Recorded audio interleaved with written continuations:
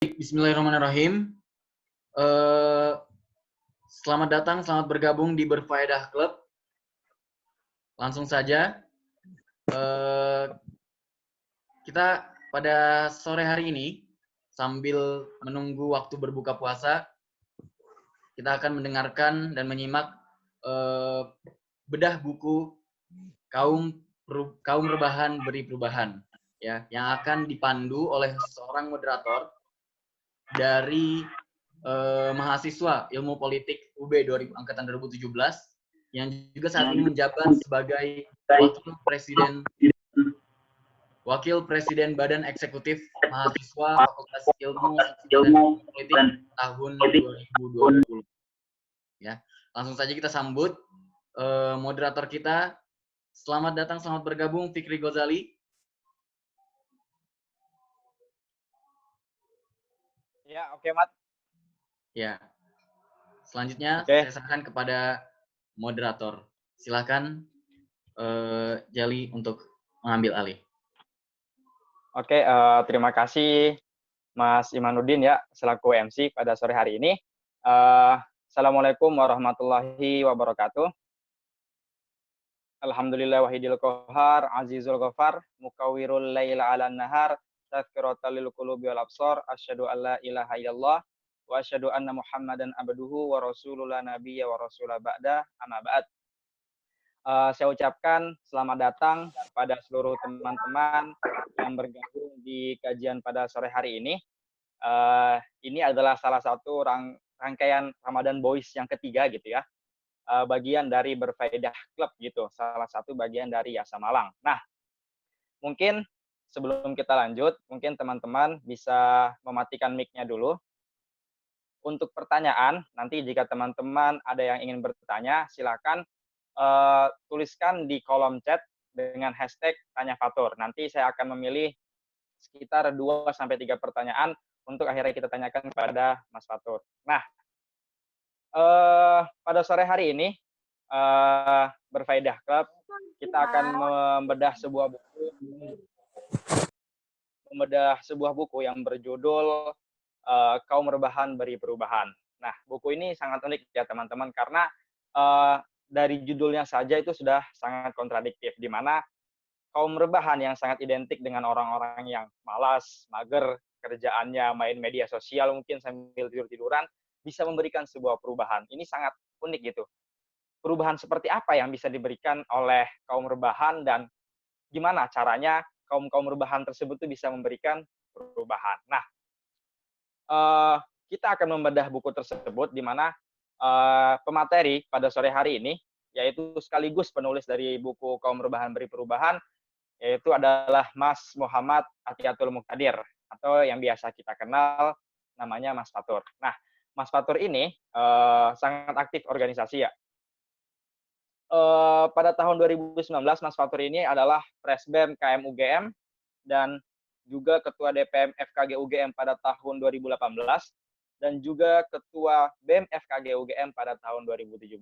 Nah, keaktifannya itu terbukti dengan Mas Fatur ini adalah salah satu penerima manfaat beasiswa aktivis Nusantara atau Bakti Nusa Batch 8, dan juga bagian dari Forum Indonesia Muda 19. Nah, selain itu Mas Fatur ini juga sangat berprestasi ya, di mana salah satu prestasinya adalah mendapatkan medali perak poster Timnas 29 PKMK dan berbagai prestasi lainnya. Nah, mungkin tanpa membuang waktu lagi, kita langsung saja membedah buku Kaum Rebahan Beri Perubahan. Nah, kepada Mas Muhammad Atiyatul Muqtadir atau Mas Fatur, kami persilahkan. Baik, thank you Fikri, thank you Imad, MC dan moderator yang sudah mempersilahkan. Juga terima kasih banyak kepada Berfaedah Club Yasa Malang atas kesempatannya. Saya buka dengan Bismillah ya. Bismillahirrahmanirrahim. Hayyikum bittahiyyatil Islam, tahiyyatu min ahlil jinan wa tahiyyatu fihas salam. Salam qawlan min rabbir rahim. Assalamualaikum warahmatullahi wabarakatuh. Sebelumnya mungkin saya cek dulu kali ya. Ini suara saya jelas atau enggak? Suara saya jelas nggak? Jelas ya? Nah, saya alhamdulillah. Baik, teman-teman semua, semoga bisa sesuai dengan rules-nya, jadi supaya lancar gitu, kita bisa sama-sama mematikan, bukan kita, tapi teman-teman bisa sama-sama mematikan mikrofonnya begitu ya. Bukan pembungkaman ya teman-teman semua, oh ini pembungkaman, enggak, tapi ada waktu yang kita akan gantian kemudian untuk nanti saling berbicara. Nah, alhamdulillah wa syukurillah ala nikmatillah wala haula wala quwata illa billah. Puji syukur kehadirat Allah Subhanahu wa taala atas rahmatnya kita masih bisa berkumpul di majelis online ini begitu. Jadi meskipun ini online ya, kita harap status majelisnya itu masih kita bisa sandang. Menarik teman-teman. Jadi dalam bahasa Arab ya, duduk itu ada setidaknya 2 kata gitu ya. Ada qa'ada dengan jalasa. Qa'ada dengan jalasa. Qa'ada itu dari bawah duduk ke atas. Qa'ada itu dari atas ke bawah, duduk ke bawah. Jalasa itu dari bawah duduk ke atas gitu. Jadi mungkin dari tidur kemudian duduk. Nah, itu jalasa begitu ya. Nah, menariknya majelis ini meskipun biasanya secara fisik majelis itu kan adalah ketika orang dari luar datang ke dalam satu perkumpulan gitu ya, dari berdiri kemudian duduk, mungkin juga seperti hari ini teman-teman dari beraktivitas kemudian duduk gitu ya. Tapi meskipun fisiknya sebenarnya nempelnya kepada kata qa'ada, tapi kita memakai kata jalasa sebagai bentuk untuk menggambarkan perkumpulan ketika kita sedang menimba ilmu. Jadi bukan kita sedang duduk-duduk, tapi kita sedang menimba ilmu. Makanya yang digunakan ada kata jalasa dan kemudian menjadi majelis. Kenapa? Karena harapannya dari forum-forum ketika kita menimba ilmu tersebut, apalagi kalau kita sama-sama mengagungkan Allah, maka kemudian statusnya itu kita berharap bisa diangkat derajatnya. Jadi jalasa tadi kan bahasanya adalah dari bawah ke atas. Nah, meskipun fisiknya kita sedang dari atas ke bawah, duduk begitu, tapi kita berharap dari forum ini derajat kita, keilmuan kita gitu ya, pengetahuan kita ini sama-sama bisa membuat kita menjadi diangkat derajatnya karena kita sedang menuntut ilmu. Insya Allah. Amin ya rabbal alamin. Nah, kita bersyukur sama Allah karena ada 304 orang hari ini yang sedang berinteraksi bersama ya, yang kemudian Allah mudahkan teman-teman semua gitu. Mungkin di antara teman-teman yang lain ada yang mau join tapi nggak bisa karena harus membantu orang tuanya misalnya. Ada yang mau join karena mungkin nggak ada koneksinya, nggak bisa join karena nggak ada koneksinya, atau mungkin juga lagi tidak terlalu sehat tubuhnya begitu. Tapi teman-teman semua alhamdulillah diberi kesempatan, diberi kesehatan, dan diberi kemudahan untuk kemudian tergerak, menghabiskan waktu ngabuburitnya, bukan dengan menonton drama Korea, bukan dengan membaca scrolling timeline saja, tapi kemudian tergerak untuk bergabung di dalam majelis ini. Semoga Allah mudahkan teman-teman semua, semoga Allah muliakan kita semua melalui majelis ini.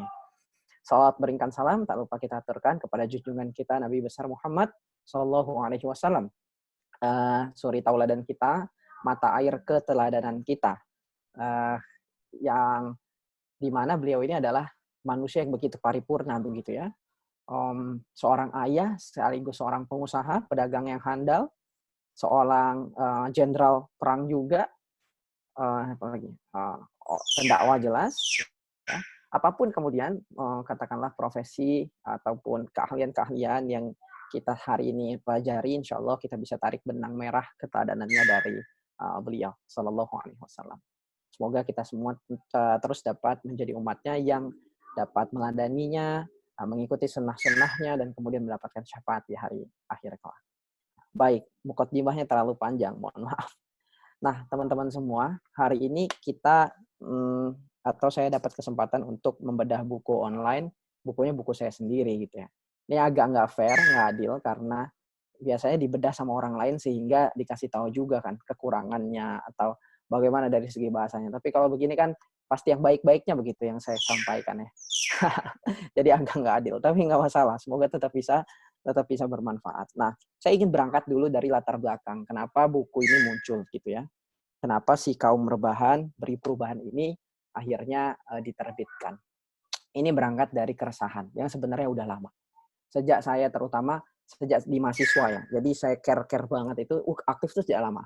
SD, SMP, SMA atau aktif organisasi. Tapi kemudian punya mindset untuk organisasi itu bukan buat prestasi kita. Kalau dulu saya organisasi itu adalah Saya buka-bukaan dan gak naif. Ketika di SMA, di SMP, organisasi itu supaya saya bisa maju ke depan ketika dipanggil ketika upacara, berprestasi itu supaya bisa dapat piala yang bisa dipajang di rumah, ngebanggain orang tua, tok sebatas itu gitu.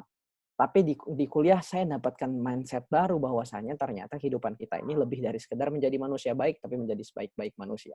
Mulai dari dikasih tahu ya di doktrin begitu, di pelatihan-pelatihan mahasiswa, ya saya yakin teman-teman moderator dan panitia di sini yang merupakan aktivis-aktivis mahasiswa juga sama terdoktrinnya dengan saya begitu ya.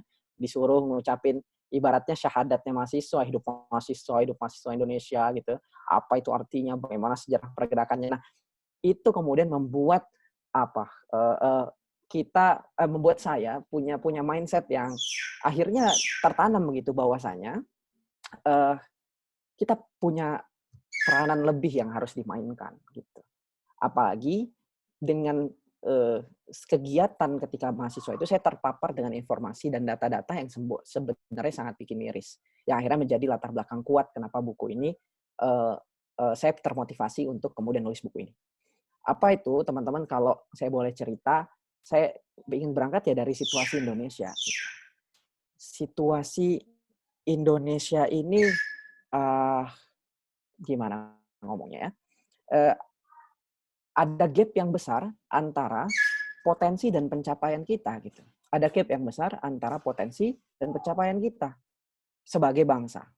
Contoh, teman-teman, kalau kita lihat data, kita itu peringkat 62 terburuk dalam ketimpangan ekonomi. Ini datanya agak lama ya. Kemudian peringkat 91 berdasarkan kesehatan penduduknya menurut WHO. Terserah teman-teman mau percaya WHO atau tidak begitu ya, karena situasi hari ini. Kemudian yang miris juga indeks literasi 64 dari 72 negara menurut PISA 2015. Bahkan kalau menurut lembaga riset di Swiss itu ditempatkan lagi dengan indikator yang berbeda, kita itu peringkat 60 dari 61 di bidang literasi dan pendidikan. Ngeri ya. Kemudian kalau ngomongin soal indeks demokrasi ya, tingkat pengangguran, pertumbuhan ekonomi itu juga masih jauh dari harapan. Kita di bidang indeks persepsi korupsi juga 85 dari 180. Ranking pendidikan tinggi atau ranking pendidikan kita itu ada di peringkat 108. Menurut UNESCO, angka partisipasi kasar kita juga masih 33,3% lah sekitar itu gitu ya. Intinya adalah tadi bahwasanya Indonesia ini masih butuh diperbaiki gitu. Kalau bahasa Bakti Nusa itu kita tuh perlu merawat si Indonesia. Nah, apalagi kalau teman-teman lihat Indonesia peringkat 4, bagus kan peringkat 4, tapi dalam apa? Dalam ketimpangan ekonomi. Jadi teman-teman semua kita itu kekayaan kita itu 49,3% dikuasai oleh 1%. Itu ada di kata data ya, teman-teman bisa lihat di sana. Nah, intinya di awal ini saya mau ngomong bahwasanya ada permasalahan yang ini harus diselesaikan gitu. Nah, gimana cara menyelesaikannya? Kalau teman-teman melihat lagi lagu Indonesia Raya, ada amanah dari lagu nasional kita itu tentang bagaimana kemudian pembangunan itu dilakukan. Di lirik yang ini. Bangunlah jiwanya, bangunlah badannya untuk Indonesia Raya. Jadi di Indonesia Raya dikasih tahu bahwasanya bangun jiwanya dulu baru bangun badannya. Jadi sebelum kota itu dipenuhi oleh beton-beton, sebelum kota itu menjadi hutan beton, itu adalah sebenarnya kota itu adalah kebun binatang manusia gitu. Bahasa ininya ya, saya pernah baca siapa itu, bahwa kota itu bukan hutan beton, dia adalah kebun binatang manusia. Maksudnya apa? Ya sebelum kita bangun semennya, ada jiwa yang harus dibangun gitu.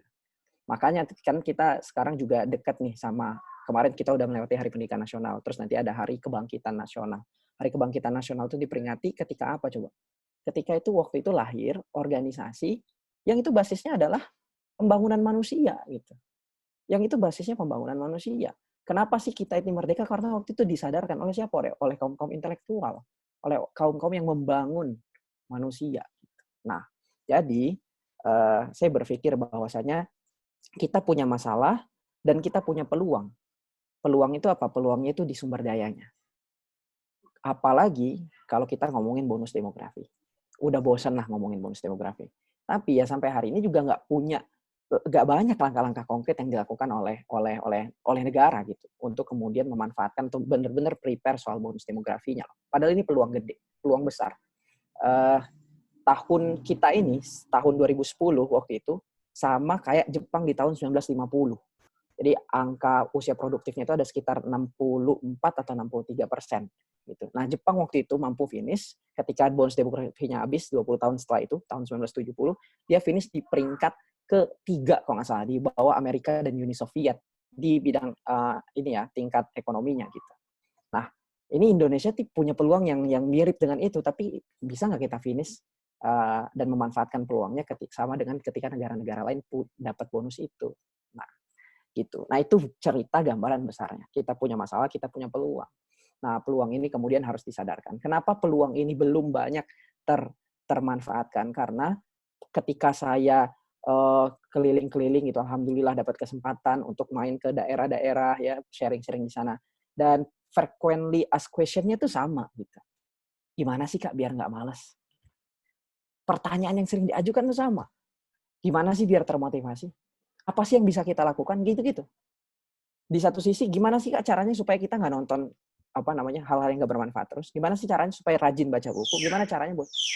Jadi di satu sisi ada kemalasan yang memang jadi persoalan nyata, tapi di sisi lain ada juga keinginan untuk berubah gitu.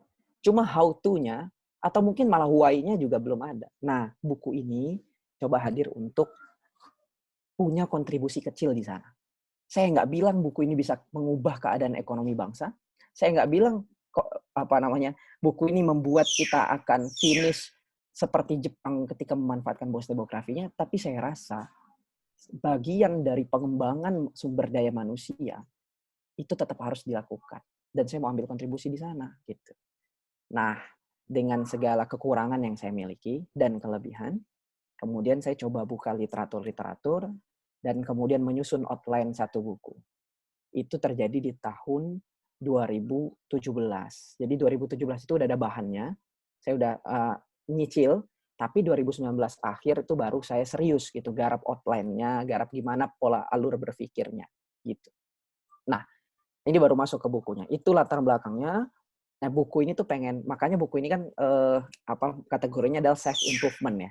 Karena saya percaya bahwasanya improvement di bidang family, improvement bahkan di society atau nation sekalipun itu berawal dari self gitu. Karena dari yang saya pelajari, perubahan itu ada tingkatannya. Kalau bahasanya Mas Fikri ini ada marhalahnya begitu.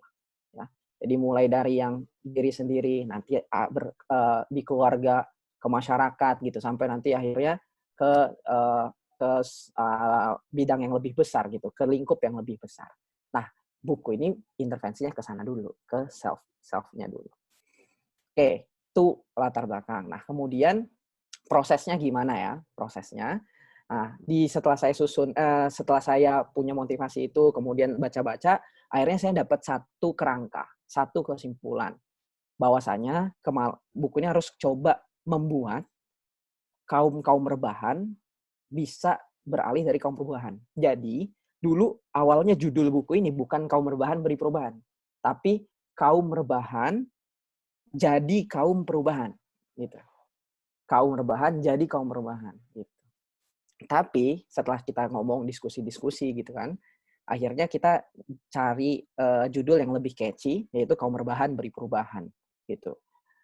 Ketika kita boleh menyimpulkan di awal dulu misalnya ya, kenapa kaum rebahan atau gimana caranya kaum rebahan beri perubahan? Menurut buku ini, kaum rebahan beri perubahan itu dengan cara mengurangi kegiatan-kegiatan yang rebahannya dan kemudian beralih ke kegiatan-kegiatan yang bisa lebih berdampak.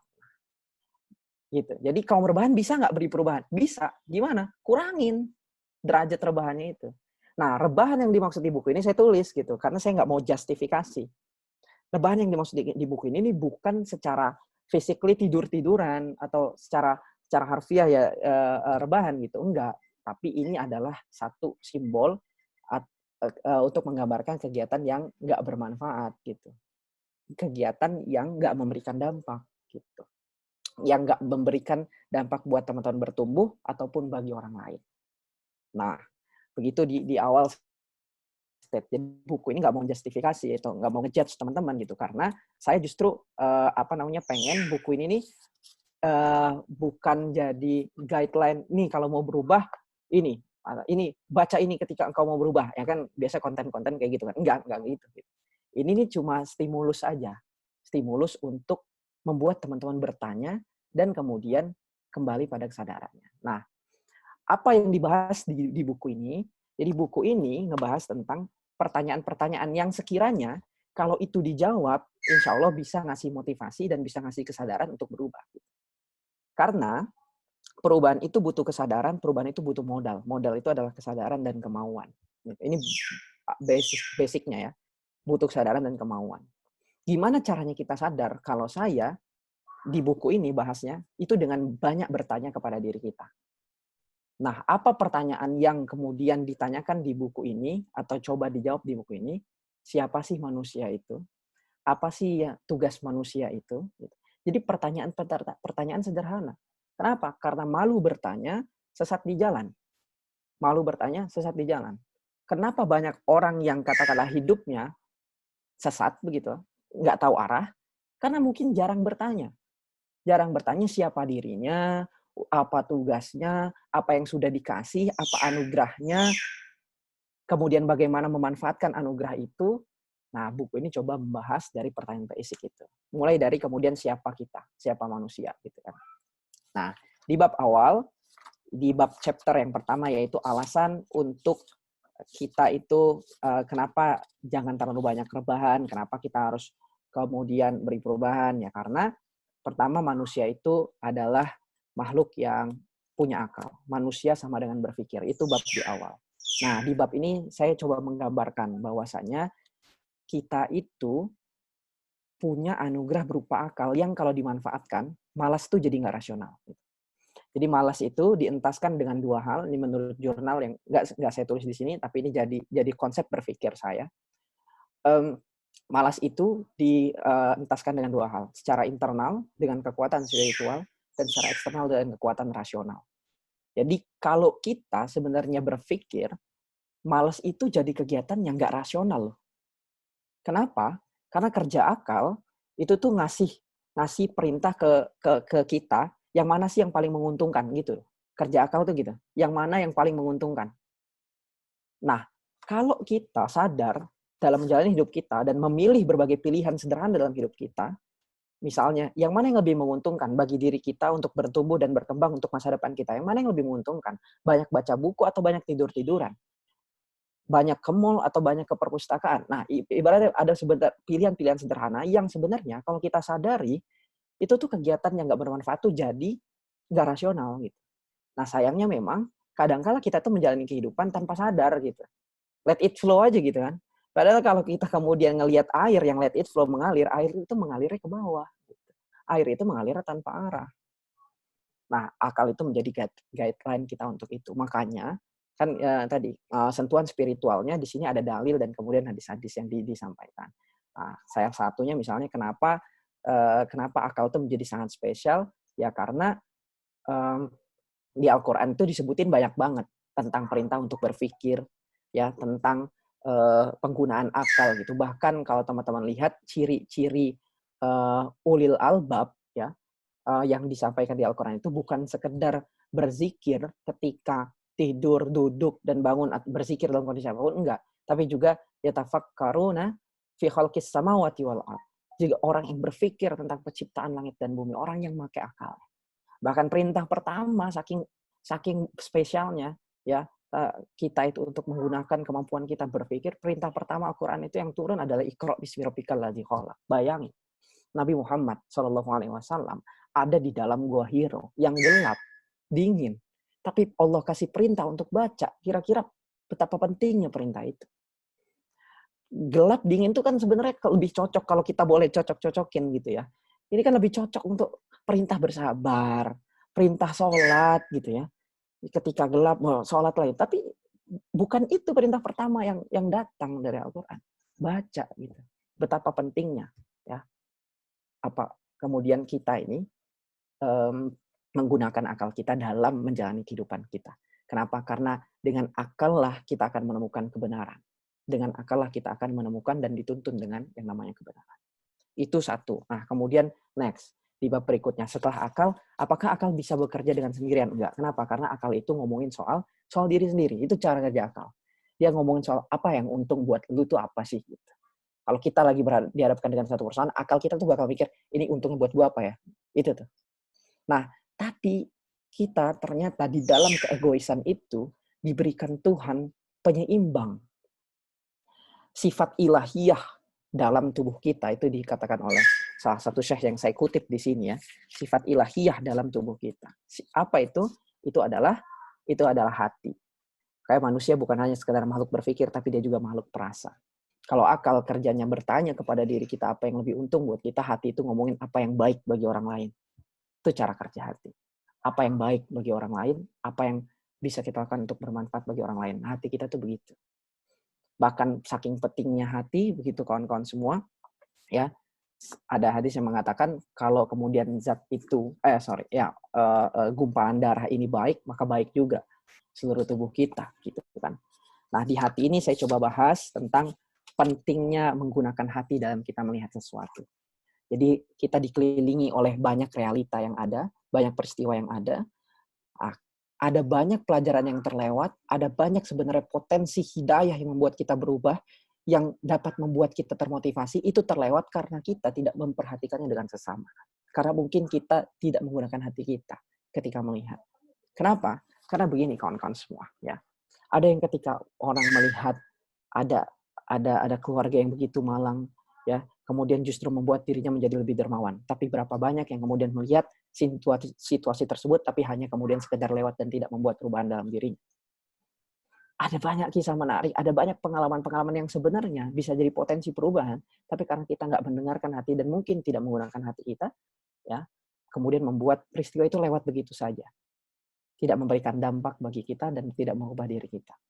Nah, jadi akal dan hati ini menjadi paduan yang kemudian anugerah dari Allah Subhanahu wa taala yang membuat kita harusnya bisa berubah lebih baik terus setiap harinya ketika kita menggunakan dua kemampuan ini dengan maksimal gitu ya.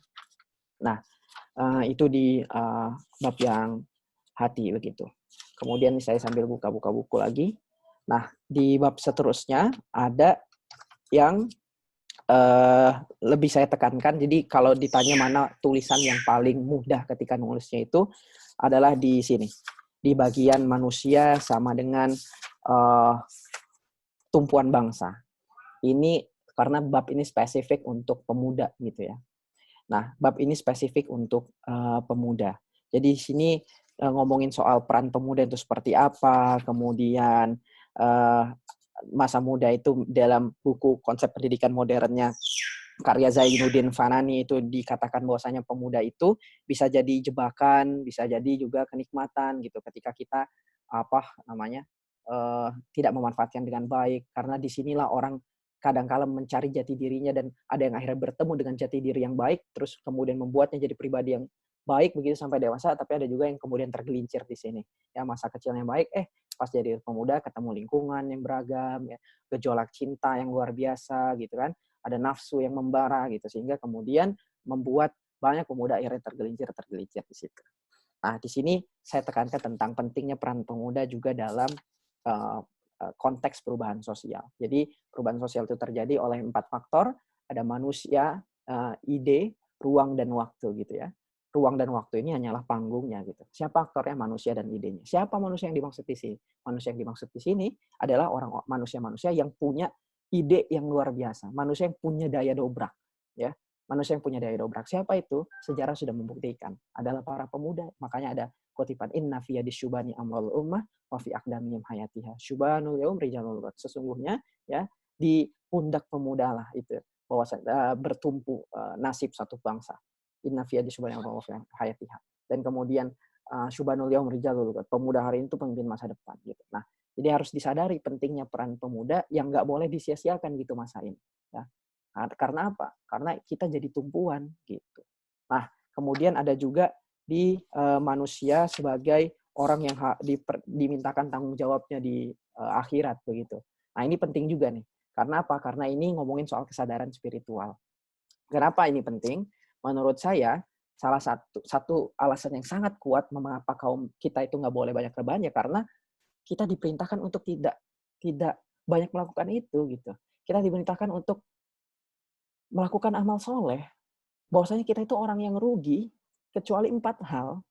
Di Al-Asr wal asri innal insana lafi khusrin illal ladzina amanu wa amilus solihati wa tawassaw bil haq wa tawassaw bis sabr. Cuma 4. Beriman, beramal soleh, menasihati dalam kebenaran, dan menasihati dalam kesabaran. Ustaz Oman Ahlihan ngomongin soal surat Al-Asr ini, kawan-kawan semua. Gimana itu? Ini analoginya kita itu sedang dalam kerugian. Ibaratnya kita sedang tenggelam dalam laut yang begitu dalam.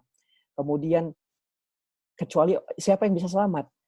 Ya illal ladzina amanu, orang-orang yang beriman, orang yang sadar ya.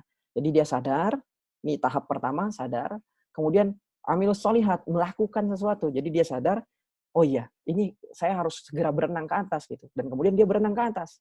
Nah, ini analoginya begitu. Tapi kemudian ini diibaratkan kaki kita ini juga nyangkut sama kaki orang lain gitu. Nyangkut sama kaki mungkin keluarga kita, kerabat kita, sehingga ya kalau kemudian kita hanya berenang sendirian gitu, kita bisa ada orang lain yang akan tenggelam gitu. Makanya kita perlu membangunkan mereka, bikin sadar mereka, ayo sadar dong, ayo berenang ke atas dong, kita nggak boleh sekedar tenggelam di bawah sini gitu. Nah, itu yang disebut dengan watawassaw bil haq. Nah, dalam melakukan itu penting banget kemudian kita punya yang namanya kesabaran. Kenapa? Karena nggak mungkin sekali dikasih tahu ada orang nggak bisa langsung sadar. Karena nggak semua orang bisa dikasih tahu langsung sadar gitu. Makanya butuh kesabaran. Nah, itu salah satu pelajaran yang bisa kita ambil dari surah Al-Asr. Nah, tanggung jawab kita itu besar gitu. Amanu wa amilus soleh, beriman, beramal soleh, melakukan sesuatu gitu. Bahkan teman-teman semua juga ada Al-Quran bilang tatajafa junubuhum anil madaji, yang menjauhkan lambungnya dari tempat tidur. Jadi kita ini emang akan dimintakan tanggung jawabnya di akhirat. Nah, saya ingin ngajak gitu di buku ini, di bab yang ini ngomong bahwasanya ketika kita nanti ditanya di akhirat, itu kita mau jawab apa sih gitu. Nah, jawaban itu tuh harus kita udah siapkan di sini. Kenapa? Karena kehidupan ini ujian. Dan menariknya ujian kehidupan ini kita tuh nggak tahu. Kita nggak tahu kapan selesainya. Nggak kayak UN, nggak kayak UTBK gitu. Yang kemudian dikasih tahu waktunya tinggal 60 menit. Waktunya tinggal 30 menit. Nah, waktunya sekian menit gitu kan. Dikasih tahu enak gitu. Mungkin kita bisa malas-malasan dulu. Kemudian 10 menit terakhir, ngebut ngerjain gitu. Nah, tinggal 15 menit. Oh ya masih bisa dipikir di akhir-akhir. Kita nggak tahu kapan dikumpulinnya loh LJK kita ini. Tiba-tiba aja kita lagi melakukan sesuatu yang nggak bermanfaat, dipanggil. Gimana tuh LJK kita? Gimana pertanggungjawaban kita? Gitu. Nah, jadi di awal di bab ini, di chapter pertama soal alasan ini ada 3 hal yang coba ingin saya sentuh ya, yaitu kesadaran rasional, kesadaran emosional, dan kesadaran spiritual. Nah, kesadaran rasional saya coba masukkan di beberapa bab soal akal, soal pemudaan tanggung jawab itu. Kemudian kesadaran emosional saya coba masukkan ketika kita menggunakan hati, dan kemudian saya paparkan sedikit tentang bagaimana kita bisa melihat orang-orang itu atau situasi kita dengan hati gitu yang seharusnya bisa membuat kita terketuk dan berubah gitu ya. Bagaimana kalau kita kemudian menggunakan hati kita ketika kita tahu masih ada orang-orang yang di sana kelaparan gitu, maka kita nggak tega kalau kemudian harta kita hanya dihabiskan untuk perilaku-perilaku konsumtif, hedon, dan sebagainya. Atau bermalas-malasan gitu ya. Nggak tega kita dengan semua potensi itu kalau kita tahu dan kita menggunakan hati ketika kita melihat berbagai realitas itu. Itu yang kemudian saya bahas di alasan kenapa jangan rebahan. Jadi ada beberapa hal tadi ya. Ini semoga teman-teman sudah membaca sehingga saya tidak spoiler begitu. Tapi kalaupun teman-teman belum membaca, semoga teman-teman tertarik untuk membacanya karena saya nggak ceritain semuanya begitu. Saya cuma kasih gambaran mindset ketika kita pakai buku ini. Nah, jadi di situ ya ada akal, hati, kemudian tadi ketika kita tanya apa tugas kita dan bagaimana akhir dari kita ya tadi kita akan dimintakan pertanggungjawaban. Jadi di awal ini coba menjawab pertanyaan-pertanyaan basic gitu dari kehidupan kita. Nah, baru di chapter selanjutnya ini, waktu saya juga tidak banyak lagi, di chapter yang selanjutnya itu ngomongin soal starter pack gitu lah. Ya, starter pack kaum perubahan. Ketika kita udah termotivasi, udah sadar, ya, we have to do something, I wanted to do something, gue mau bikin sesuatu, gue mau melakukan sesuatu. Nah, ini beberapa starter pack-nya. Saya coba bahas di chapter yang kedua, bab yang kedua. Apa itu? Pertama, membuat visi hidup. Apa itu visi? Bagaimana seharusnya visi kita? Nah, di sini dijelasin. Yang jadi titik tekan di sini adalah pertama pentingnya dari peranan visi itu. Visi itu kan ibarat kompas gitu ya. Kalau kita berjalan tanpa kompas itu sangat-sangat mungkin kita tersesat begitu. Jadi di sini dibahas soal visi, kemudian bagaimana kita juga memposisikan visi dan merancang visi itu. Nah, di sini saya coba ambil materi yang disampaikan Ustadz Noman Alihan soal pursuit of impact. Bagaimana orientasi kita dalam menyusun visi itu, it's not just about money, it's not just about popularity, it's about impact. Ini tentang kita berdampak bagi orang lain. Ini tentang impact. Karena khairun nas anfa'uhum linnas. Jadi khairun nas bukan yang sebaik-baik manusia itu bukan yang paling banyak uangnya, bukan yang paling banyak followersnya, bukan yang paling banyak pialanya, tapi yang paling banyak manfaatnya. Yang mungkin hartanya bisa jadi wasilah kebermanfaatan itu, popularitasnya bisa jadi wasilah kebermanfaatan itu, keilmuannya, prestasinya juga bisa jadi wasilah dalam kebermanfaatan itu. Jadi orientasinya ketika bikin visi itu adalah orientasi akhir gitu. Visi yang paling panjang, yaitu visi ketika kita bisa mengakhiri kehidupan ini. Nah, tapi visi juga nggak hanya ngomongin soal hal general. Kita coba perlu bikin perencanaan-perencanaan yang terukur. Nah, apa aja prinsipnya? Di buku ini saya coba singgung sedikit gitu. Nah, dikit-dikit aja ya saya kasih spoiler-spoiler. Kemudian di visi ini juga kalau teman-teman pernah dengar Ikigai, nah di sini kita juga bahas itu. Bagaimana kita menggabungkan konsep antara passion kita, mission kita gitu ya. Karena memang ada nilai-nilai juga kalau kita ngomongin soal Islam gitu, ada nilai-nilai Islam loh ketika kita ngomongin soal konsep ini. Kenapa? Pertama, Ikigai itu kan menggabungkan antara passion, mission, kemudian vocation dan profession. Jadi dia ngomongin soal apa yang kita suka, apa yang bisa kita lakuin, kemudian apa yang dibutuhkan orang gitu ya, apa yang dibutuhkan orang dan dengan apa kita dibayar gitu ya. Jadi apa yang kita suka, apa yang kita bisa lakukan, apa yang dunia butuhkan gitu, dan apa yang membuat kita bisa dibayar. Nah, ini adalah elemen-elemen yang semuanya juga kalau kita cari ada relevansinya dengan nilai-nilai Islam juga. Misalnya contoh passion. Di passion itu kita ya kalau kita buka surat Al-Isra 17 itu ada yang namanya kita itu diciptakan manusia itu diciptakan syakilah ya syakilah berasal dari kata syakel. Syakel itu artinya bentuk. Syakel itu artinya bentuk.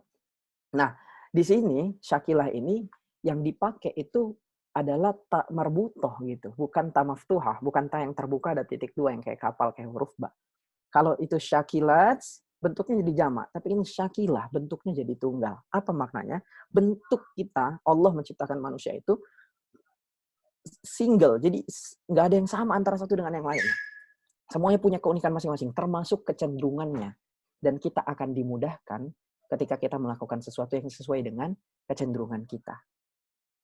Ada yang kemudian cenderung bisa nulis, ada yang cenderung bisa ngitung, ada yang cenderung bisa ngafal, jadi ada potensi-potensi itu.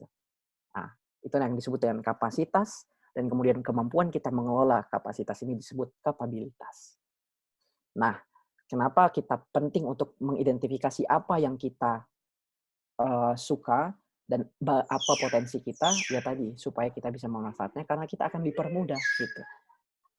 Untuk daripada kita kemudian mengerjakan sesuatu dari yang katakanlah tidak sesuai dengan potensi awal kita.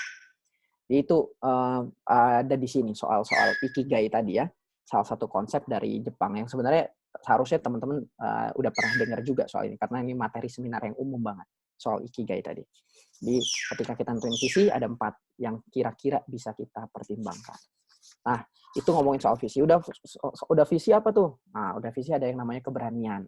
Kenapa? Karena banyak banget yang udah punya perencanaan, tapi nggak bisa terlaksana hanya karena dihalangi oleh banyaknya ketakutan, insecurity yang ada di dalam pikiran-pikirannya. Begitu, bisa nggak ya? Ntar gagal, ntar ini.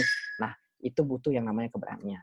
Kenapa? Karena yang membedakan pemimpi dengan pemimpin itu adalah huruf N yang ada di belakangnya. Apa itu? Nyali. Pemimpi dengan pemimpin itu dibedakan dengan huruf N yang ada di belakangnya. Apa N itu? Nyali gitu. Para pemimpi dia punya angan-angan, tapi kemudian ia lakukan itu sambil tertidur dan tubuh yang terkulai begitu, sambil rebahan. Tapi para pemimpin dia punya angan-angan, dia punya cita-cita, dia punya ukuran di sana dan kemudian dia bangkit, bangun dengan mata terbuka, dengan kaki tegap melangkah, ya hadapi semua konsekuensinya, meskipun gagal, meskipun berat. Nah, itu di bidang keberanian. Gimana cara menumbuh keberanian? Di sini saya mengutip berbagai teori, tapi juga ada ayat Al-Quran yang ngomongin soal pemuda kahfi begitu. Karena bagi saya sumber keberanian itu adalah ketika kita hanya menakuti, keberanian itu adalah mengelola ketakutan. Dan ketika kita mampu menempatkan rasa takut kita hanya pada zat yang memang berhak untuk ditakuti, insya Allah keberanian itu akan mengiringi kita. Sebagaimana kemudian pemuda kahfi yang dikatakan gitu ya, nahnu naqussu 'alaika naba'ahum bil haqq innahum fityatun amanu bi rabbihim wa zidnahum huda wa rabatna 'ala qulubihim idh qamu faqalu rabbuna rabbus samawati wal ardh. Jadi kenapa sih kamu bisa begitu tangguh begitu ya? Yang lainnya ikut arus gitu, kamu nggak mau gitu. Kamu kok bisa sebegitu kuat, sebegitu berani? Rabbuna rabbus samawati wal ardh. Ternyata pengelolaan rasa takutnya itu berhasil gitu. Sama kayak juga Umar bin Abdul Aziz, jadi pemimpin begitu ya, dalam waktu 2,5 tahun gitu, jadi bisa mengubah negeri yang kurang sejahtera jadi begitu sejahtera. Waktu itu indikatornya belum ada yang namanya ekonomi indeks gitu, waktu itu indikatornya belum ada pertumbuhan ekonomi gitu, belum ada waktu itu indeksnya. Apa waktu itu yang kita bisa ketahui?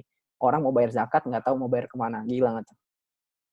Orang mau bayar zakat, nggak tahu mau bayar kemana. Saking sejahteranya waktu zamannya Umar bin Abdul Aziz. 2,5 tahun dia dipanggil sama Allah. Habis 2,5 tahun kepemimpinannya dipanggil sama Allah. Itu. Apa resepnya? Ternyata ini pengelolaan rasa takut lagi-lagi. Ketika dibaiat, yang mengatakan, ini akhafun nar. Saya takut sama neraka. Sehingga apa? Sehingga dia begitu adil. Sehingga apa? Sehingga dia mampu melawan, katakanlah orang-orang yang kemudian mengganggu pemerintahannya gitu. Sehingga dia berani untuk kemudian menginfakkan hartanya, dan kemudian mengatakan kepada istrinya, wahai istriku, aku dibaiat jadi khalifah, harta kita harus kita infakkan ke mal gitu, ke Baitul Mal. Nah, kamu mau milih hidup bersamaku atau hidup bersama harta ini? Wah, orang biasanya kalau dilantik gitu, suaminya dilantik pejabat, istrinya ditanyain, kamu mau apa? Mau tas baru? Mau dompet baru? Ini enggak. Malah dibilang, kamu mau ikut aku atau ikut harta ini? Luar biasa, karena dia mengelola ketakutannya tadi. Berani ya, berani untuk mengelola, berani dan kemudian menempatkan ketakutan itu pada benar-benar zat yang maha ditakuti. Itu di sini juga saya juga mengutip dari siapa namanya, Elizabeth Gilbert gitu, tentang mengelola rasa takut gitu ya. Ada juga tuh dari Elizabeth Gilbert tentang suratnya terhadap ketakutan. Jadi menurut dia, ketakutan itu akan selalu ada gitu. Tapi gimana caranya dia nggak boleh mengintervensi tujuan kita dan kreativitas kita. Nah, itu ada di kutipan Elizabeth Gilbert, teman-teman bisa baca di sana. Kemudian selain itu, setelah keberanian, ada bab kerja keras dan kegigihan. Nah, ini biasa kita ngomongin soal pentingnya untuk bekerja keras, bahkan kerja itu bisa mengguli bakat. Saya kutip dari Richard St. John dari bukunya Act to be Great, warnanya merah kalau yang saya punya. Kemudian, mana lagi ya? Kita cepetin aja. Ini ada kutipan juga nih, barang siapa ingin mutiara harus berani terjun di lautan yang dalam, begitu kata Soekarno gitu ya. Tidak ada kenyamanan di hari tua untuk orang-orang malas di masa muda. Nah, terakhir, bukan terakhir. Di bab selanjutnya ada bagian pembelajar. Nah, ini pentingnya punya growth mindset ketika kita jadi kaum perubahan gitu. Kenapa? Karena kita akan berinteraksi dengan orang lain, kemudian kita akan melihat kesuksesan orang lain, kita melihat kegagalan orang lain, bagaimana kita menempatkan itu, gitu ya. Ada yang tertekan karena karena keberhasilan orang lain, temannya udah sukses, dia malah tertekan, temannya sukses, dia malah iri gitu. Nah, bagaimana mindset kita untuk menempatkan diri sebagai seorang pembelajar dengan growth mindset itu sangat penting. Sehingga ketika kita melihat kesuksesan orang lain, kita bukan iri, tapi justru kita bertanya, bagaimana sih kamu bisa sukses? Mungkin ada hal yang dia lakukan yang belum saya lakukan. Itu pembelajar gitu, nggak pernah puas. Jadikan semua ruang sebagai guru, dan semua orang sebagai guru, dan kemudian semua ruang sebagai sekolah gitu. Nah, kemudian ada kebersamaan. Kebersamaan ini ngomongin bahwasanya ketika kita udah mulai nih meniti atau mulai melangkah untuk jadi kaum perubahan, kita mau bikin dampak, itu nggak bisa sendirian. Di sini saya menekankan pentingnya kerjasama, pentingnya kolaborasi, pentingnya punya tim. Kenapa? Karena kalau teman-teman semua kerjanya sendirian gitu ya, maka bukan nggak mungkin akan bisa cepat balik jadi kaum perubahan lagi, ibaratnya kayak gitu. Ketika teman-teman sendirian, itu nanti ada yang menggoda, ketika lemah nggak ada yang menguatkan, ketika lupa nggak ada yang mengingatkan, makanya penting banget untuk bisa bareng-bareng gitu ya. Ketika kita jadi kaum ketika kita mau bikin perubahan gitu. Kecerdasan individual tidak pernah mengalahkan kecerdasan kolektif. Nah, itu saya bahas juga soal kolektivitas. Nah, ini ada kalimat yang menarik. Jika dulu kita mengenal seorang Superman yang bisa melakukan apapun sendirian, maka hari ini era itu sudah berganti dari Superman menjadi super team, dari one man one show menjadi everyone every show gitu. Jadi era modern hari ini bukan seorang yang bisa menguasai apapun, tapi seseorang yang bisa kemudian mengkoneksikan apapun. Jadi ya, cara dia menutupi kelemahannya adalah dengan mengambil kelebihan orang lain, dengan memanfaatkan orang lain untuk menutupi kelemahan dia itu. Itu kira-kira kayak gitulah ya. Dan 5 menit lagi, maaf, ini ada. Nah, kemudian kalau tadi ada kerja keras, jadi di sini ada kerja keras, kerja ikhlas, dan kerja tuntas gitu. Nah, kerja tuntas ini di sini ada soal keikhlasan juga. Nah, kemudian kerja tuntas ini ngomongin soal kesabaran sebagai daya tahan. Jadi kalau keberanian tadi sebagai resep kita memulai, kesabaran adalah kata kunci atau resep yang harus kita miliki untuk kita mengakhiri. Kesabaran untuk memulai, kesabaran ini ngomongin daya tahan untuk kita menuntaskan atau sampai kepada akhirnya, kira-kira begitu. Nah, ini ngomongin soal pentingnya punya atau mulianya sifat sabar, dan kemudian bagaimana kita bisa menahan penderitaan di dalam jalan yang, kalau kata Suci Sekeping Hati yang lagu yang tadi diputarkan begitu ya, itu di dalam jalan yang penuh perangkap ini, jalan yang menunggu mangsa ini ya, jalan yang mengharap senang dalam berjuang, bagai merindu rembulan di tengah siang. Nah, di dalam jalan perjuangan yang berat ini penting banget untuk kemudian kita punya kesabaran supaya kita punya daya tahan sampai ke akhirnya gitu. Itu kira-kira di bagian sabar, dan kemudian terakhir kita ngomongin soal keikhlasan dan juga bekerja dengan cinta. Ini gimana supaya tadi kerja-kerja kita itu kalau kemudian kita orientasinya nggak benar, kalau kita nggak ikhlas, ya kemungkinan juga kita akan cepat lelah gitu. Kalau kita berharap pujian orang lain, ketika kita dicaci orang lain, roboh. Kalau kita berharap kekayaan, ternyata nggak dapet hartanya, menyerah gitu. Jadi penting banget untuk kemudian ketika kita udah ngomong bahwa kita mau berdampak, mengorientasikan kita, dampak kita itu ya karena sebaik-baik penilai, karena sebaik-baik yang memberikan balasan gitu. Keikhlasan ini adalah kata kunci kita untuk mengubah kerja-kerja dunia kita bernilai akhirat. Nah, gitu. Kemudian terakhir ada berjuang dengan cinta. Kenapa ini khusus? Karena para anak muda insya Allah yang pada baca ini kan kayaknya bukan orang 60-an tahun gitu ya. Paling kakek saya doang yang baca ini, yang 60 tahun gitu. Yang lainnya mungkin udah baca yang lain. Nah, ini kan dibaca biasa sama anak muda. Ini kalau kita ngomongin segmennya ya, maka bahasanya kenapa dibikin ringan gitu. Saya justru ini tantangan waktu nulis buku ini meringankan bahasanya gitu. Karena saya bolak-balik editor-editor itu ngomongin soal bahasa gitu kan. Dulu awalnya sempat editor kasih saran, oh lu pakai gue lu aja. Waduh, bukan gue banget gitu. bukan tulisan saya kalau kayak gitu kan. Karena selama di BEM lumayan lah kulturnya kan bukan nulis begituan ya. Kultur di BEM kan kita nulis kajian, opini gitu kan soal negara. Nah, jadi tantangan waktu itu adalah gimana membuat ini jaringan karena memang segmentasinya adalah ya kawan-kawan yang di SMP bisa baca, SMA bisa baca, mahasiswa pun masih bisa bacanya gitu. Nah, dengan bahasa yang ringan itu, dengan segmentasi itu akhirnya juga ada saya tempatkan soal bab cinta di sini ya. Berjuang dengan cinta. Rasa cinta yang yang telah mengharu biru di hati kami telah benar-benar menguasai perasaan ini. Rasa cinta ini telah menguras habis keringat dan air mata kami, memaksa untuk berjuang bahkan mencabut rasa untuk tidur dari pelupuk mata ini. Begitu satu idealisme yang pernah saya baca dan pernah diajarkan kepada saya di beasiswa aktivis Nusantara. Itu jadi salah satu kalimat pembuka di dalam bab tentang cinta ini. Kenapa? Ya karena saya nggak bisa memungkiri, kita anak muda ini punya rasa cinta, punya gejolak cinta yang begitu luar biasa gitu. Nah, jangan sampai kemudian rasa cinta ini justru membuat kita galau, membuat kita baperan gitu ya, dan kemudian menyanyiakan masa muda kita yang luar biasa ini. Makanya ada berjuang dengan cinta, bagaimana kemudian rasa cinta itu kita kelola untuk dipakai sebagai energi dahsyat dalam berjuang, mencintai perjuangan itu sendiri. Nah,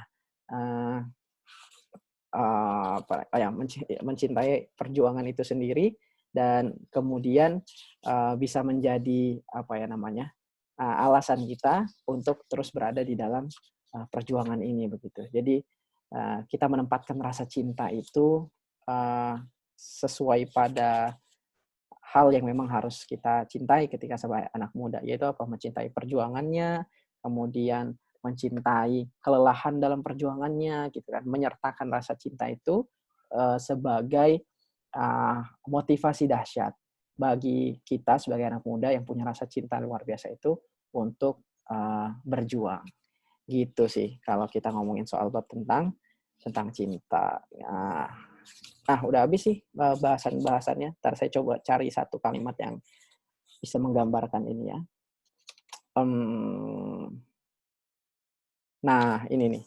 Jadi, kalau kita ngomongin soal cinta ini, saya di sini bahas sedikit soal sejarah yang menurut saya tidak lepas dari rasa cinta. Kenapa sih misalnya waktu itu Indonesia bisa Sumpah Pemuda? Padahal waktu itu emang mereka saling kenal ya, antar orang yang beda kulit, yang beda bahasa itu kok bisa sih tiba-tiba ngumpul. Dan kalau ngomong waktu itu juga belum ngomong tentang emangnya kalau kita mendirikan Indonesia ini atau ketika negara ini bersatu apa sih keuntungannya gitu. Itu kan nggak ada tuh. Nggak ada. Waktu itu belum ada bahasan yang oh ya kalau misalnya ini kita akan lebih untung ekonomi ngomongin gitu itu kan nggak ada waktu itu, belum ada bahasan itu loh. Waktu Sumpah Pemuda itu yang bikin itu adalah ya rasa cinta dan rasa senasib sepenanggungan itu. Maksudnya kita sama-sama dijajah dan sama-sama harus merdeka waktu itu. Nah, itu yang kemudian membuat saya sadar bahwasanya nggak ada perubahan tanpa faktor cinta di dalamnya.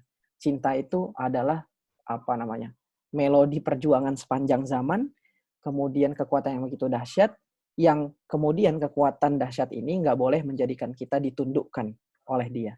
Jadilah tuan dari cinta, bukan budak dari cinta. Jadi jangan bucin, tapi jadi tuan dari cinta. Yang mengendalikan rasa cinta bukan dikendalikan oleh rasa cinta.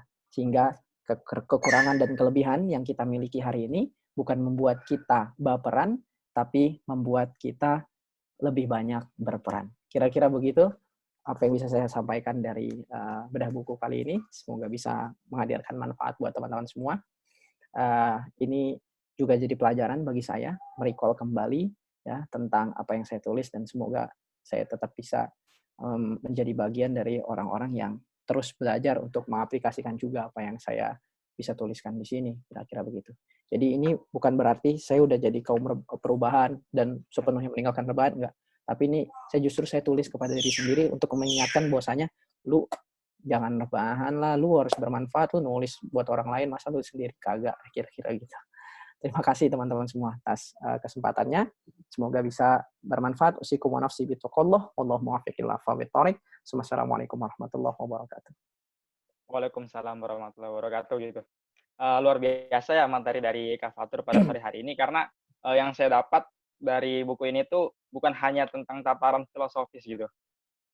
seperti yang tadi bahwa kita ini punya akal, kita punya hati, kita ini adalah fondasi peradaban, pemuda adalah tonggak kehidupan bangsa. Tetapi kita juga di dalam buku ini tuh tadi yang Kak Walter jelasin terkait dengan tataran teknis juga gitu. Bagaimana kita pertama harus punya visi, terus merancang visi tersebut, berani, kerja keras, dan yang saya notice itu kayak kerjasama gitu. Karena emang bener ya, di era-era sekarang itu yang paling ditekankan itu adalah kolaborasi gitu. Itu di dalam bukunya Renal Kasali bahwa era disrupsi ini yang paling penting adalah kolaborasi. Sama yang terakhir seperti mungkin kebanyakan mahasiswa ya, cinta gitu, berjuang dengan cinta. Biasa kan kalau mahasiswa salam cinta, salam perjuangan, berjuang dengan Cinta, cinta gitu. salam juang gitu. Itu juga berangkat dari situ. Ini nih, Iya. kayak buku ini ya, Disruption ya, yang lu baca tadi. Nah, bener. Buku itu, Mas. Iya, ya. Terus. Ya, nah. Menarik. Nah, ini mungkin karena waktunya terbatas juga ya. Ya. Jadi, saya sudah ngambil beberapa pertanyaan nih, Mas. Mungkin yang pertama, mungkin pertanyaannya agak teknis aja ya. Ini dari Lana Vida, dia bertanya gitu. Sebenarnya hambatan dalam menulis buku ini tuh apa, Mas? Dan juga bagaimana cara mengatasinya? Ini mungkin masih pertanyaan teknis tuh. Jadi kan menulis nih waktu itu dari 2017 dimulai, tapi mulai seriusnya mulai dari bulan Desember sampai bulan Januari. Nah, benar. Hambatannya itu apa? Dan bagaimana solusinya? Hambatan dalam menulis itu adalah kalau saya ya ketidakpuasan. Jadi saya tuh waktu itu nggak ada deadline, saya mungkin nggak selesai nulis ini karena saya pengen pengen lebih lagi gitu untuk ini kurang nih, teorinya kurang nih, ini masih terlalu ringan nih, ini aduh ntar orang bacanya kayaknya belum bisa nangkep poinnya banget deh, saya harus cari teori lagi tentang ini. Nah itu justru jadi hambatan ke saya ya, jadi ketidakpuasan terhadap tulisan sendiri itu jadi jadi satu hambatan gitu untuk ngumpulin ke editor. Nah, makanya waktu itu saya bilang ke editor waktu itu tuh saya kasih deadline gitu. Saya dikasih deadline. Kenapa? Karena kalau nggak ada deadline saya bisa jadi akan terus memperpanjang ini gitu. Pengen nambah terus ujung-ujungnya nggak selesai kan gitu. Jadi saya minta deadline. Itu satu, jadi ketidakpuasan. Yang kedua, hambatan dalam menulis, ini tantangan ya. Menurut saya yang paling sulit dalam menulis itu adalah mengelola alur berpikir. Apalagi kalau ngomongin soal buku. Bikin alur berpikir esai aja, itu sulit loh. Bayangin. Ya kan, misalnya ente nih mahasiswa ilmu politik ya. Ente tahu data-data politik, tapi untuk menyajikan itu dalam bentuk tulisan ke publik, itu kan perlu alur ya. Misalnya awalnya ngomongin apa dulu, tengahnya apa, terus nanti kesimpulannya mau ngomongin apa gitu. Kira-kira begitu kan. Ada alur yang harus dibangun dan menurut saya yang paling sulit dari menulis adalah menetapkan alurnya. Untuk dapetin alur pertama ini babnya tentang akal, tentang hati, kemudian ngomongin soal cinta, itu yang lama gitu. Itu yang lama, yang tantangan bagi menurut saya tantangan menulis itu ketika menentukan alur. Jadi kayak ibaratnya kita punya data-data yang berserakan, kemudian pengen nyatuin ini. Oh, ini masuk ke ini masuk ke sabar, ini masuk ke akal, ini masuk ke ini. Nah, itu tantangan yang kedua. Nah, tantangan yang ketiga memang adalah konsistensi. Menurut saya paling penting ketika menulis itu adalah membiasakan gitu. Saya ada 2 kebiasaan. Kalau dapat ide, saya langsung tulis. Ketika saya nggak ada ide pun, saya akan memaksakan untuk membuka itu. Setidaknya saya baca lagi atau sekitar mungkin ngubah 1-2 kalimat. Tapi ketika waktu itu saya harus buka. Ketika waktu lagi nulis buku itu ya. Jadi dari Desember sampai Januari itu, saya tiap malam buka laptopnya, bahkan setiap ada jeda waktu dikit aja, misalnya 30 menit gitu kan, atau 1 jam gitu antara pergantian satu kegiatan-kegiatan yang lain, saya coba buka itu. Untuk setidaknya coba membaca lagi, kemudian atau memasukkan satu referensi. Jadi kalau saya nulis itu, saya udah ngelis saya harus nyari bahan apa gitu. Jadi saya tulis dulu, kemudian kan nanti kepikiran nih, oh ya ini part ini enaknya dikasih tentang ini nih. Nah, itu saya tulis, cari jurnal tentang apa. Nah, gitu. Cari data tentang apa. Gitu. Nah, nanti itu saya cicil. Gitu. Oh ya, saya harus cari jurnal tentang kepemudaan. Oke. Saya nyari jurnal tentang akal. Saya nyari ayat yang berhubungan tentang akal. Ngomongnya gimana sih gitu. Nah, itu bahan-bahan itu tuh, jadi ada yang bahan yang udah ada, saya masukin. Pas saya masukin, kelihatan kurangnya. Saya cari. Masukin lagi. Nah, baru di wrap up, kemudian udah jadi satu chapter. Nah, jadi satu chapter lain. Begitu kalau saya kerja dalam menulis itu kemarin begitu. Setiap penulis beda-beda gaya kerjanya, beda-beda juga budaya dalam menulisnya. Nah, kalau saya tuh gitu sih, metode saya melakukan atau menyelesaikan penulisan. Jadi yang paling jadi tantangan itu adalah tiga tadi, ketidakpuasan, kemudian membuat alur, dan yang ketiga tadi adalah konsistensi gitu. Nah, yang paling penting menurut saya adalah yang ketiga. Jadi ketika teman-teman emang menulis, itu mau nggak mau harus netapin waktu yang teman-teman jangan harus disiplin sama waktu itu. Nah, waktu itu saya tetapin ya udah tiap malam. Tiap malam saya buka, kadang-kadang nambah, kadang-kadang enggak gitu kan. Kadang-kadang cuma benerin EYD-nya doang, kadang-kadang bisa tiba-tiba udah jadi 3 lembar, 4 lembar. Karena yang namanya kerja kreatif itu emang enggak setiap waktu kita dapat ide. Saya pindah dari satu coffee shop ke coffee shop lain gitu, dari satu perpus ke perpus yang lain gitu. Nah, itu untuk menambah suasana juga gitu kan. Karena beda tempat nanti dapat inspirasinya tuh beda. Gitu kali ya yang bisa dijawab, Bro. Oke, terima kasih ya, Mas. Nah, ini mungkin ada pertanyaan kedua nih, Mas. Mungkin dari Anggin Tiara gitu, dia nanya, apa yang harus kita lakukan untuk pertama kali melakukan perubahan dan melakukan kebermanfaatan, tetapi di lain sisi lingkungan tuh nggak mendukung. Itu seperti apa, Mas? Oke. Ini nih kan lingkungan itu punya derajat yang beda-beda gitu. Jadi circle lingkungan tuh kan nggak semuanya sama. Ada circle satu teman-teman deket ya, keluarga mungkin gitu, yang emang suportif gitu ya, circle satu itu yang emang paling dekat gitu, yang sangat mempengaruhi teman-teman. Nah, circle 2 mungkin teman-teman organisasi, circle 3 entar orang-orang yang nggak dikenal gitu-gitu. Nah, teman-teman semua fokuslah pada orang-orang yang suportif, yang kemudian terletak di circle 1 gitu. Jadi kalau saya nggak tahu sih case-nya, saya belum nemuin case benar-benar di mana nggak ada satupun yang bisa support gitu. Saya yakin lingkungan itu bisa dicari gitu. Mungkin gini, teman-teman berada dalam lingkungan yang kurang bagus, tapi bukan berarti teman-teman nggak bisa mencari lingkungan yang lebih baik gitu. Saya yakin kok kita bisa cari itu. Kayak misalnya dulu, kalau misalnya kita boleh lihat dari cerita dakwahnya Nabi Muhammad SAW, beliau kan juga kalau dibilang, ya mungkin beliau bisa banget waktu itu ngeluh, lingkungannya nggak suportif banget. Ya bisa lah. Bayangin waktu itu yang masuk Islam awalnya sangat sedikit gitu. Siapa? Ya orang-orang terdekatnya. Tapi dari circle itulah kemudian Rasul coba memperkuat diri dan kemudian kemampuannya untuk membuat perubahan gitu. Nah, ketika dia nggak mampu nih, ini lingkungan udah sangat nggak suportif, kan hijrah tuh. Ya nggak? Hijrah kan? Hijrah, kemudian di sana bikin perubahan, bikin modal juga gitu, balik lagi untuk kemudian membebaskan Mekah. Ya, balik lagi untuk kemudian ke lingkungan yang katakanlah tadi tidak suportif, lingkungan ini kita cari lingkungan yang lebih suportif, balik ke sini, kemudian membuat lingkungan ini menjadi berubah. Gitu. Jadi intinya teman-teman semua, saya yakin setiap diri kita itu adalah orang-orang yang berdaya. Orang-orang yang berdaya. Ada dimanapun lingkungan kita, insya Allah kita berdaya untuk mencari lingkungan yang lebih suportif. Ya. Pun ketika lingkungan emang susah banget nemuin lingkungan itu, teman-teman nggak masalah cuma ngajak 1-2 orang dulu untuk kemudian pelan-pelan bikin perubahannya gitu. Jadi perubahan itu memang gini, kan kalau lingkungan itu eksternal. Ini berpengaruh, iya. Makanya Rasul bilang bergaulah dengan orang soleh. Makanya Rasul bilang bergaul itu lebih baik dengan penjual minyak wangi daripada penjual parfum. Penjual minyak wangi daripada pandai besi begitu. Nah, itu ngaruh. Tapi yang paling penting itu adalah sebenarnya faktor internal kita yang sifatnya motivasi dari internal.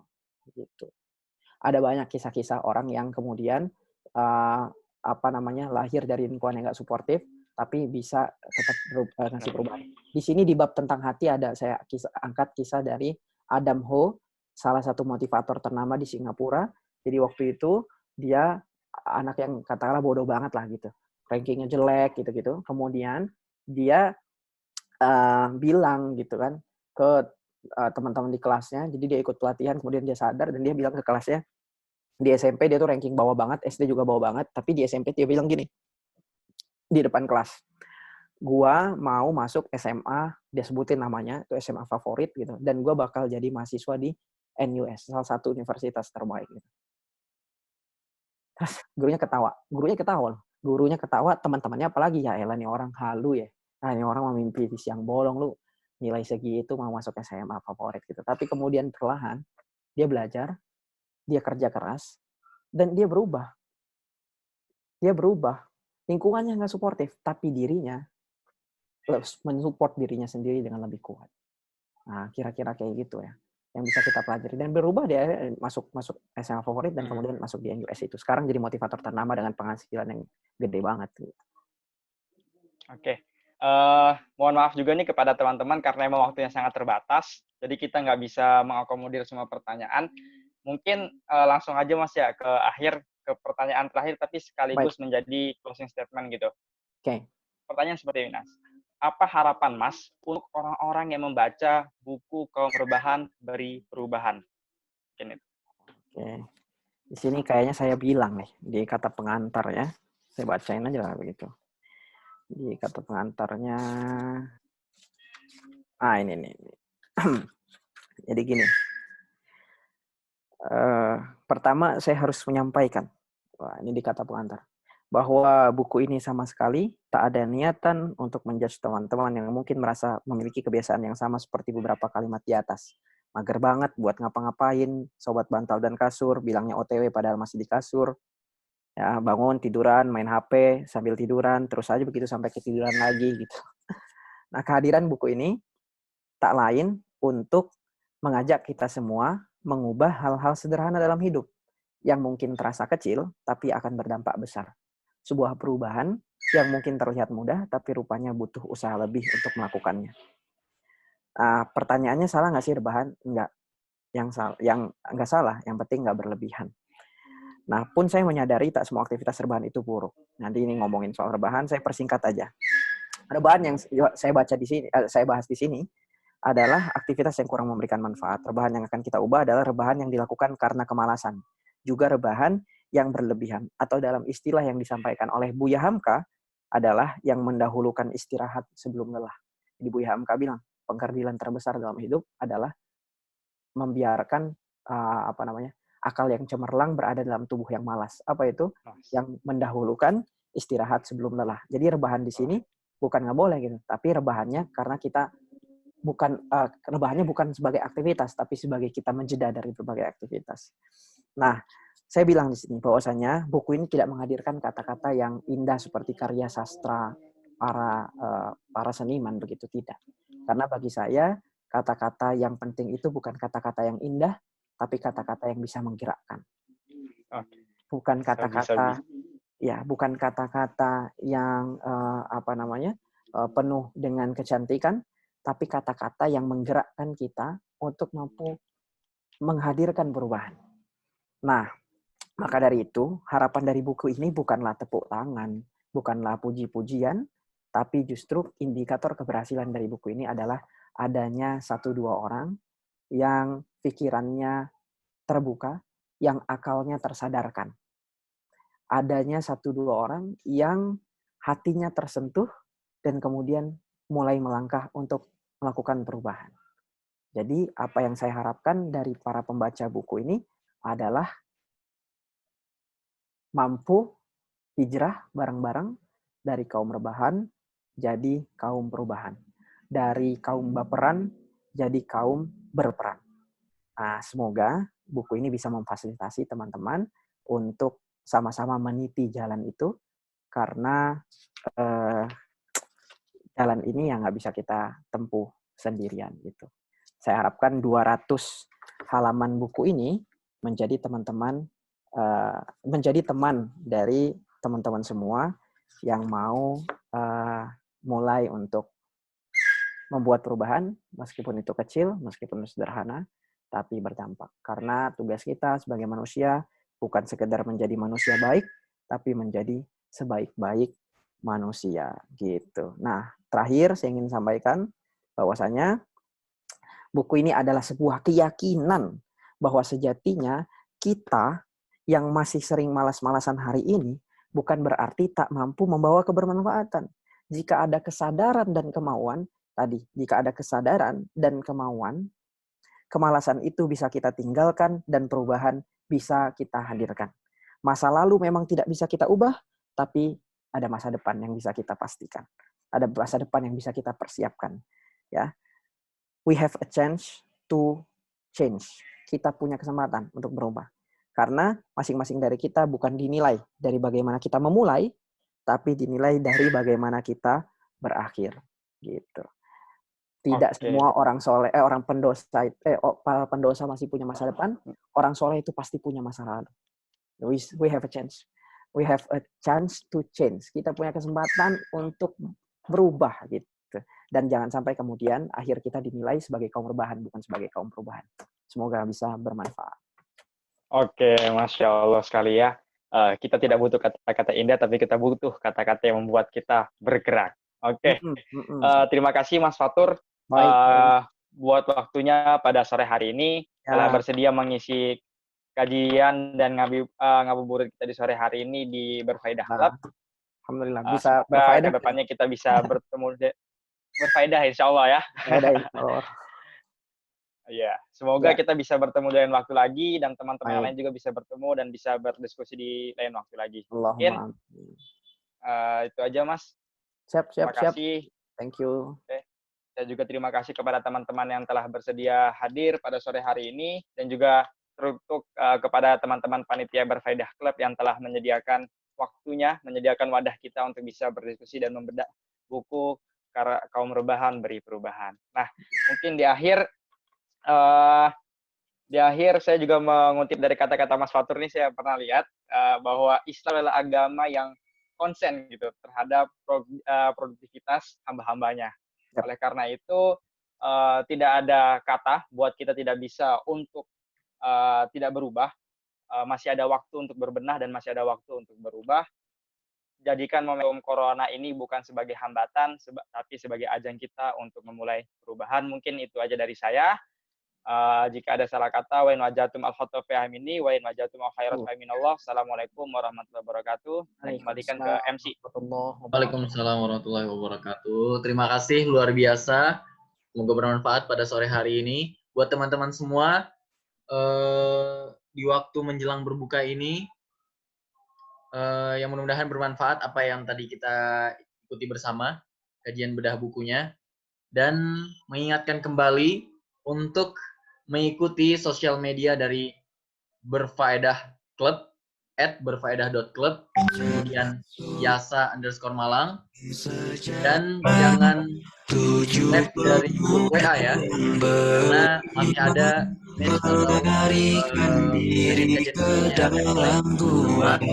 yang akan mengoptimalkan Ramadan kita, yang akan membuat Ramadan kita semakin bergulir ya.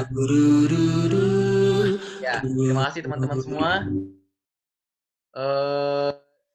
Mengingatkan juga untuk sama-sama kita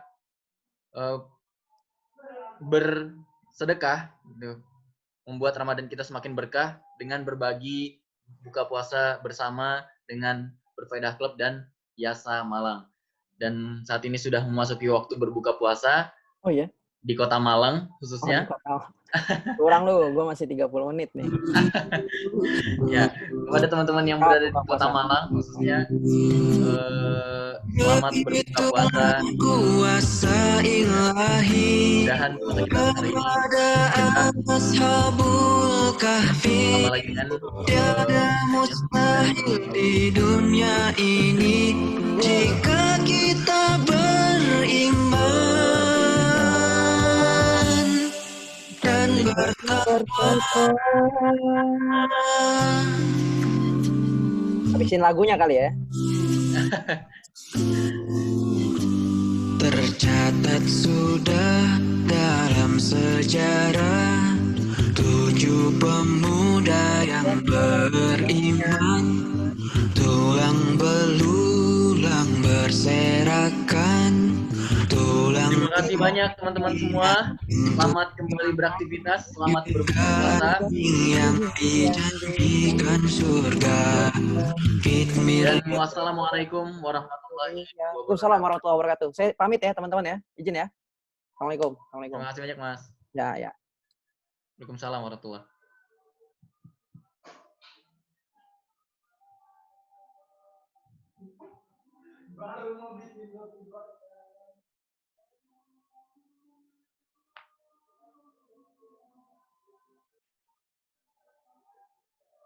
Ini jika kita beriman dan bertakwa. Tata jala akhlak.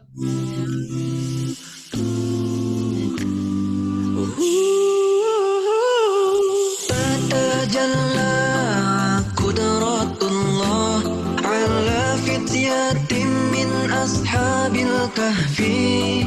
Laisa fil kauni muhallun alaih idza amanna.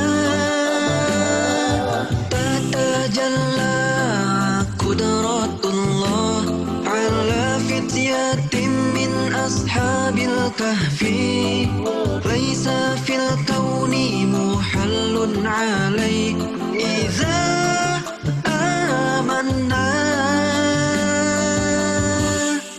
Wattaqaina